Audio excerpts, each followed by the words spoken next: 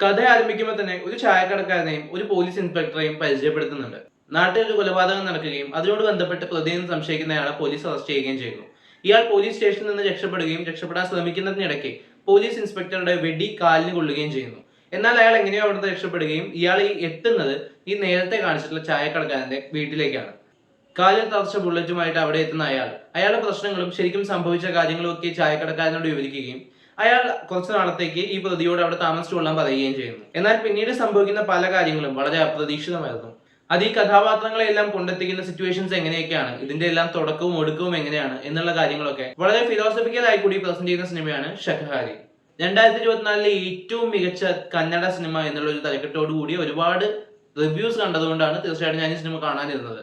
എന്തായാലും അതിനോട് മാച്ച് ചെയ്ത സിനിമ എന്ന് ചോദിച്ചു കഴിഞ്ഞാൽ അത്ര ഗംഭീര സിനിമ അല്ലെങ്കിൽ പോലും ഈ വർഷം ഇറങ്ങിയിട്ടുള്ള കന്നഡ സിനിമകളിൽ ഒരു മികച്ച സിനിമ തന്നെയാണിത്. കാരണം ഒരു ഡ്രാമയാണ് ഇത് എന്നുണ്ടെങ്കിൽ പോലും അതിലെ ഒരു മർഡർ മിസ്റ്ററിയും അതിലത്തെ ഒരു ക്രൈം എലമെന്റ്സും ഒക്കെ വളരെ ബ്രില്യന്റ്ലി റിട്ടേൺ ആയിട്ടാണ് എനിക്ക് ഫീൽ ചെയ്തത്.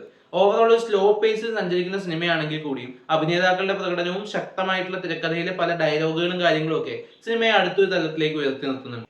കേന്ദ്ര കഥാപാത്രങ്ങളായിട്ടുള്ള പോലീസ് ഇൻസ്പെക്ടറെയും ചായക്കടക്കാരൻ ഭട്ടരെയും വിജയ് എന്ന പ്രതിയെയും മറ്റ് ചില ചെറിയ കഥാപാത്രങ്ങളെയൊക്കെ നന്നായിട്ട് ഡിഫൈൻ ചെയ്തിട്ടാണ് സിനിമ പകുതിയോടെങ്കിലും അടുക്കുന്നത്. ആ പകുതിയോടെ അടുക്കാൻ എടുക്കുന്ന വലിയൊരു ഡ്രാഗിങ് ആയിട്ടുള്ള സമയമാണ് പേഴ്സണലി എനിക്ക് ഈ സിനിമയിൽ നെഗറ്റീവായിട്ട് ഫീൽ ചെയ്തത്. എന്നാൽ അതിനപ്പുറത്തേക്ക് അവർ ആ കഥ പിന്നെ അങ്ങോട്ട് കൊണ്ടുപോകുന്ന കാര്യങ്ങളിൽ കുറെ ഇൻട്രസ്റ്റിംഗ് ആയിട്ടുള്ള എലമെന്റ്സ് ഒക്കെ കടന്നു വരുന്നു. നല്ലൊരു കഥയും തലക്കേടില്ലാത്ത സ്ക്രീൻ പ്ലേ ഉള്ള സിനിമയെ ഏറ്റവും സ്ട്രോങ് ആയിട്ട് ഹോൾഡ് ചെയ്ത് നിൽക്കുന്നത് കഥാപാത്രങ്ങളുടെ പെർഫോമൻസ് തന്നെയാണ്. ചായക്കടക്കാരൻ ബൊബണ്ണ ബട്ടറായി എത്തിയിട്ടുള്ള ആ നായക കഥാപാത്രം ചെയ്തിട്ടുള്ള ആള് അദ്ദേഹത്തിന്റെ ഒരു ലവ് ഇൻട്രസ്റ്റും അതിനോട് ബന്ധപ്പെട്ടുള്ള കുറച്ച് കാര്യങ്ങളൊക്കെ കാണിക്കുന്നുണ്ട്. എന്നാൽ കൂടുതൽ ഇമ്പോർട്ടൻസ് കൊടുത്തിട്ടുള്ള അയാളുടെ ലൈഫിൽ വരുന്ന ഈ അൺഎക്സ്പെക്ടഡ് ആയിട്ടുള്ള സിറ്റുവേഷൻസും അത് അയാളുടെ കൺട്രോൾ വിട്ടുപോകുന്ന കാര്യങ്ങളും അതിന്റെ ഗിൽട്ടും കാര്യങ്ങളും ഒക്കെ നന്നായിട്ട് അവർ പ്രസന്റ് ചെയ്തിട്ടുണ്ട്. അദ്ദേഹത്തിന്റെ പെർഫോമൻസ് ക്ലൈമാക്സിലൊക്കെ ഗംഭീരമായിരുന്നു. ഈ പോലീസ് ഇൻസ്പെക്ടറായിട്ട് അഭിനയിച്ചിട്ടുള്ള ആക്ടറും ഇയാളും തമ്മിലുള്ള ഒരു കോൺഫ്ലിക്ട് സീക്വൻസ് ഏറ്റവും ക്ലൈമാക്സിൽ ഒരു 20-25 മിനിറ്റ്സ് അവരുടെ ഒരു പെർഫോമൻസ് കൊണ്ട് മാത്രം ഹോൾഡ് ചെയ്തതായിട്ടാണ് ഫീൽ ചെയ്തത്. അതൊക്കെ ഭയങ്കര ഗംഭീരമായിരുന്നു.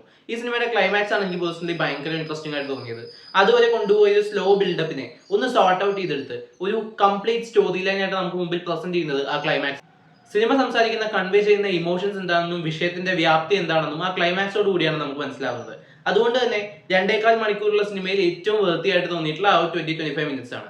ഈ സിനിമയുടെ കഥയിലേക്ക് കടന്ന ശേഷം ആദ്യ പകുതി തീർക്കാൻ എടുക്കുന്ന കുറച്ച് നേരത്തെ ലാഗും ഇതിന്റെ ഒരു ടോട്ടൽ സ്ലോ പേസും അക്സെപ്റ്റ് ചെയ്തുകൊണ്ട് നിങ്ങൾക്ക് കാണാൻ സാധിക്കുകയാണെങ്കിൽ തീർച്ചയായിട്ടും ഒരു നല്ല ഒരു ഇമോഷണൽ ക്രൈം ഡ്രാമയായിട്ട് നിങ്ങൾക്ക് കണ്ടു തീർക്കാവുന്ന സിനിമയാണ് ശഖഹാരി. എന്നാൽ വലിയ എക്സ്പെക്ടേഷൻസ് ഒന്നും വെച്ച് പോയത്, കാരണം മൊത്തത്തിൽ സ്ലോ പേസ് എന്ന് പറയുമ്പോൾ അത് കുറച്ച് നാടകീയമായിട്ട് മാറുന്നുണ്ട്. ഡയലോഗുകളുടെ ഫിലോസഫിയുടെ കടന്നു വരുമ്പോൾ ചിലർക്കൊക്കെങ്കിലും ചിലർക്ക് ദഹിക്കാതെ പോയെന്ന് വരാം.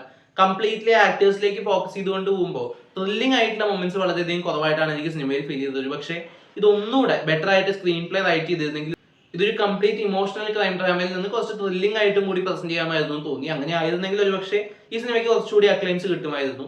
എന്തായാലും ഒരു തവണ കണ്ടിരിക്കാവുന്ന സിനിമ തന്നെയാണ്. കുറച്ച് ലാഗൊക്കെ ഉണ്ട്. എന്നാലും ക്രൈം ഡ്രാമ സിനിമകളൊക്കെ ഇഷ്ടമുള്ളവർക്ക് തീർച്ചയായിട്ടും കണ്ടു നോക്കാവുന്ന ഒരു സിനിമയാണ് ശഖഹാരി.